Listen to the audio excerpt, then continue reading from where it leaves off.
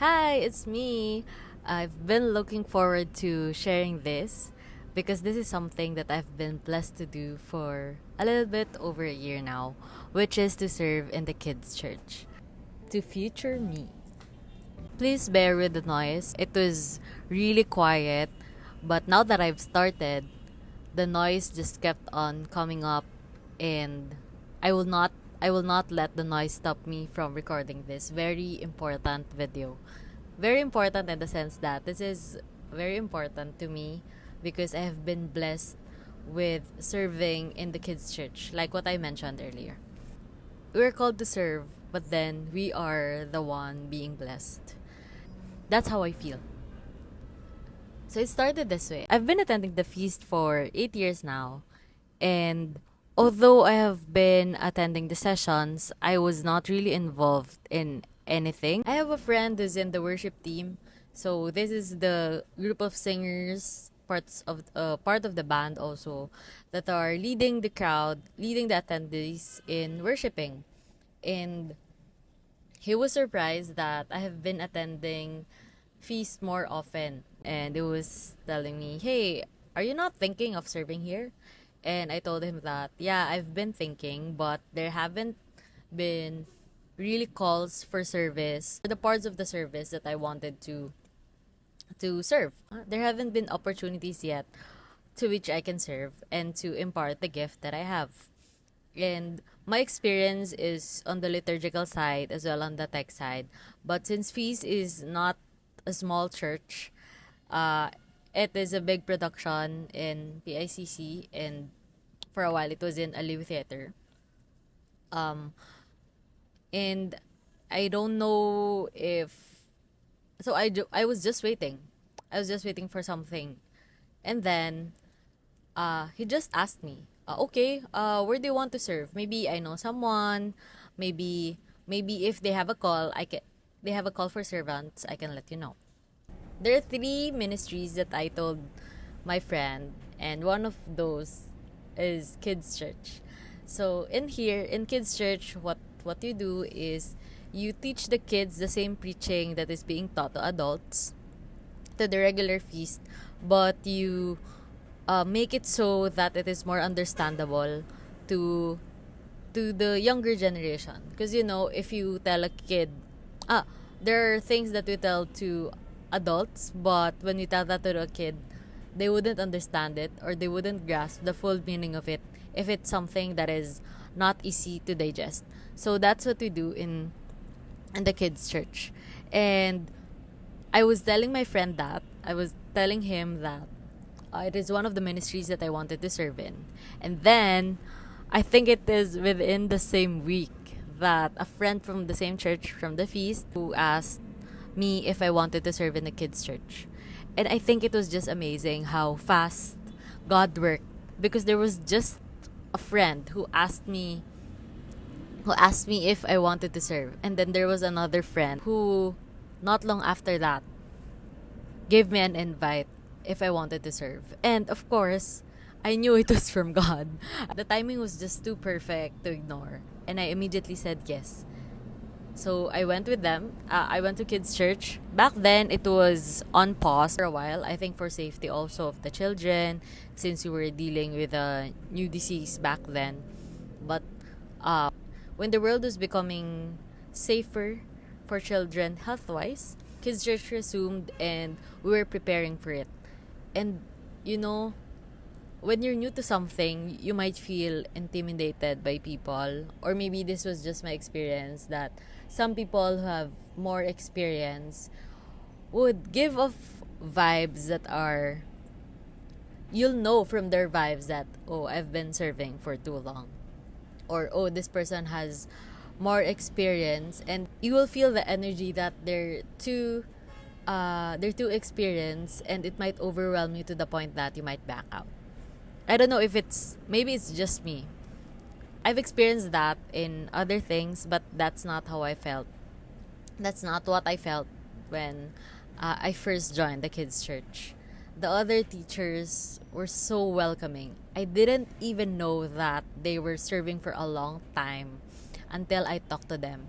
They were just welcoming and getting to know me. I think there may be only 5 of us who were new there. But I didn't know that all of them have been serving for a long time. And I only knew a few services later. Like when I noticed how they dealt with the kids, when I noticed how they function. I felt that all of them was just there to serve, and it encouraged me to serve. Like I didn't back out. It was a new thing to me. I just followed and take care of the tasks that I can help with. At that time, I cannot teach, I cannot preach. I can only support the worship team. Yes, we also have our worship team in the kids church. And I think it's really such a blessing because there are kids who surprise you. Like they would ask about God, or if something was mentioned in the talk, they would be curious about it. Or if they're not curious about it, or if it's not related to the talk, they would say something, and you just listen to the kids and give them full attention. You'd be amazed at knowing them and what are their needs. And actually, there were parents who gave feedback how their kids enjoy the kids' church. Kids who were just born around 2020 onwards. So the kids that didn't get to go out as much or didn't get to go to school or daycare because everything was done online, or we're all just keeping them safe inside their homes. It was their first time interacting with other children other than their siblings or cousins. So it was such an experience for them also. And I was just really grateful to help, I guess, to help to a child development. And and I'm blessed so much because these kids just, it feels like I was healing my inner child. I think my families and friends sometimes watch my video, but this is not against you. But when you were a kid and you felt like no one is listening to you, and sometimes you just needed to tell a story and no one was listening, or you don't feel heard. By listening to the kids, I'm feeling like uh I'm talking, or I'm feeling like I'm being the person that the younger me needed. And being able to help those kids. Like some of them, of course, I wouldn't share their stories here, but they were sharing some of their experiences. And within just that short service, that will be able to be there for the children. Aside from just listening to their stories, their fascinating stories, I'm also grateful that there were maybe, of course, it's not always good. Like there are behaviors that need to be corrected. So we treat it with gentleness, and we also address the parents or the guardians. We let them know what happened so that even then, even after the short service, they can talk about it at home. Because sometimes the kids may act differently from home or at school. And at least here, we're able to address that to the parents. And it's really a holistic learning and development. And I think that this is also what uh so this is Sunday school. This is kids church. We teach them about God, but there are also schools where they get their education for math, science, and all of that. And I think this would have been something that those teachers, those educators would really have wanted, which is to talk to the kids and to address their needs. They really want to educate people too.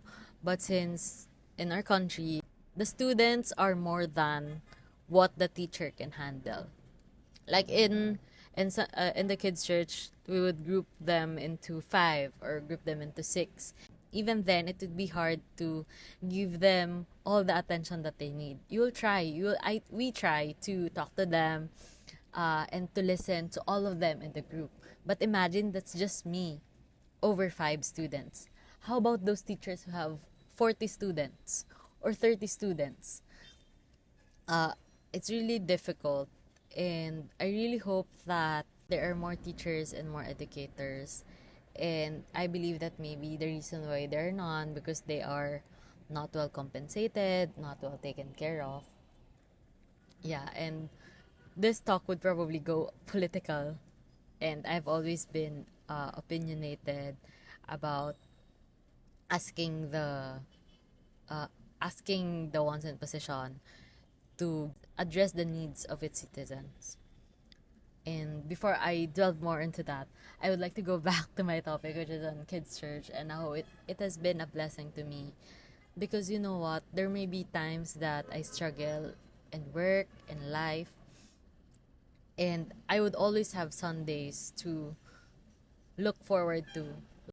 No matter how bad the week is, I will not feel defeated because I know that, okay, I might be suffering. Oh, I might be struggling, but on Sunday, I will be able to serve the Lord through the kids' church. It's something I look forward to. And you know what? No matter how rowdy the kids get, no matter how difficult it is to cater to their attention, or no matter how it is a struggle to make them understand the truths about God, I don't feel tired. Uh, it's it's like after service, it's just rewarding to be able to serve the Lord, and hopefully, the children truly learn, and as they grow old, they take the lessons with them. And I really wanted to talk about this because it's so special to me. And you know what? There's another dream to this. I think it was when I was in this company, and my colleagues noticed how I was good with children, and I really take pride in that because I think because I'm not because I look young too. The children sees me as their playmates and not their aunt or older sister. But children gives me joy. Although it can be frustrating also, especially when they're throwing tantrums. But I understand that they're kids, they're handling emotions, and they're just really trying to grow. And we were joking then about the businesses. You know, sometimes when you're with colleagues, be thinking like, hey, why not just opening a business for myself so that I can be my own boss. Something like that. And I can't really pinpoint something out. Like all of them, they want to do beauty products, they want to do clothing lines. You know, the things that we already have now. Hey, maybe you can do a daycare. Back then, I didn't know much yet about how the world works on the parenting side because I'm still young. And then, oh, so they were daycares where uh, parents who are working are leaving their children to daycare. So, and I thought, oh, maybe that's a good business, or maybe that's something that I can be good at. And then while I did not really pursue it because running a daycare requires professional services too of those who studied to do childcare so that all the children will be taken care of properly.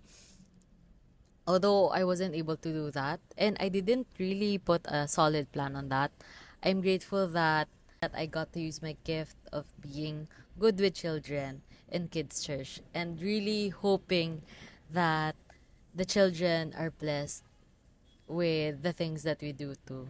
And I really hope that they get to know Christ, and they get to know him as their savior too.